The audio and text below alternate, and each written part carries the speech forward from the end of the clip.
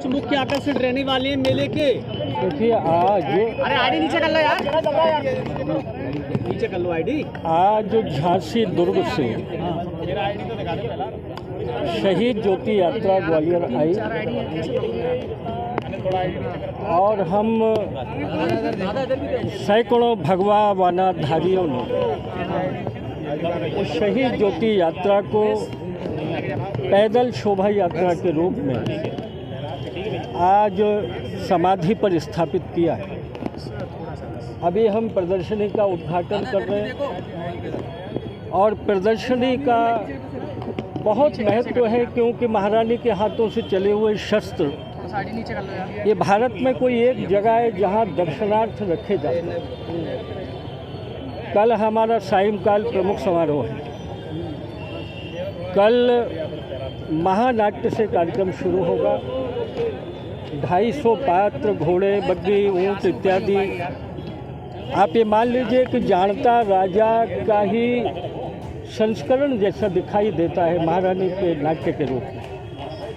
और उसके बाद में वीरांगना सम्मान समारोह होगा। मातृशक्ति की राष्ट्र प्रमुख मीनाक्षीताई पेशवे जी को दिया जा रहा है। क्रांतिकारी रुद्र नारायण जी के वंशजों का सम्मान होने वाला है और सरहद के शहीद की वीरांगना पत्नी का सम्मान भी हम कर रहे हैं।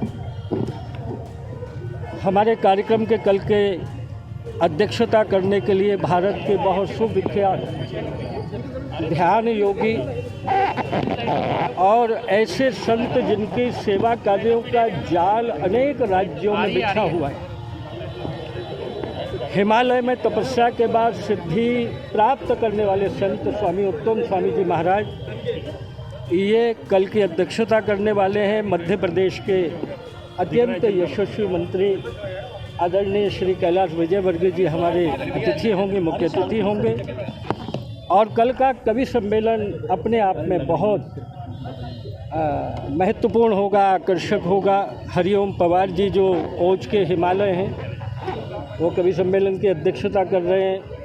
बहुत बड़े गीतकार विष्णु सक्सेना जी, विनीत चौहान जी, जानी बैरागी जी, शंभू शेखर जी, अनिल अग्रवंशी जी, मोहित शौर्य जी, योगिता चौहान जी और सुमित जी ये कल के कवि सम्मेलन में रहने वाले हैं। तो कल का प्रमुख समारोह इस तरह। दादा दो अहम चीज़ें होती हैं, एक कवि सम्मेलन और एक झांसी की रानी के चरित्र और उनकी वीरता पर नाटक। क्या दोनों उसी रूप में होंगे या नाटक में कुछ बदलाव किया गया है या कवि सम्मेलन? देखिए ऐसा है, मेरा कहना है अगर आप दिखा सकते हैं तो मैं और मीडिया में काम करने वाले लोग दोनों ही भारत के नागरिक हैं, दोनों ही देशभक्त हैं, दोनों ही वीरांगना का ये कार्यक्रम करना चाहिए और करते हैं। इस आयोजन में किसी प्रकार की नकारात्मक बातें ढूंढने की कोशिश, एक पवित्र आयोजन के बारे में हमारा दृष्टि दोष है। ये आयोजन 25 साल से चल रहा है और आयोजन यथावत चलता है हर वर्ष और उसी तरह इस प्रकार होने वाला है। ठीक जी, ग्वालियर के बलिदान मेले से जो वीरांगना पे लगता था, वहाँ जो इतिहास था वीरांगना की कविता का, उसमें से चंद कविताओं की जो चंद लाइनें हैं वो सिंधिया परिवार से जुड़ी हुई गायब हो गई हैं।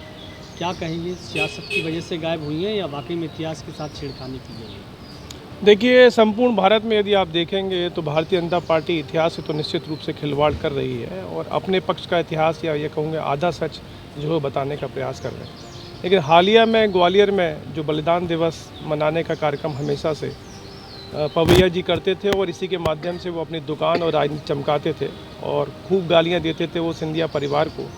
आज देखिए किस प्रकार की वॉशिंग मशीन में सिंधिया चले गए कि वो आज इतिहास तक को मिटाने का प्रयास किया जा रहा है वॉशिंग मशीन से, जहाँ से पंक्तियाँ मिटा दी गई कि अंग्रेज़ों के मित्र सिंधिया ने छोड़ी राजधानी थी, खूब बड़ी मर्दानी वो तो झांसी वाली रानी थी। ये मुख्य जो शब्द थे, क्योंकि जब भी झांसी की रानी की इतिहास की बात होती है तो निश्चित रूप से उन गद्दारों की भी बात होती है जिनकी वजह से वो शहीद हुई और वो बलिदान हुई।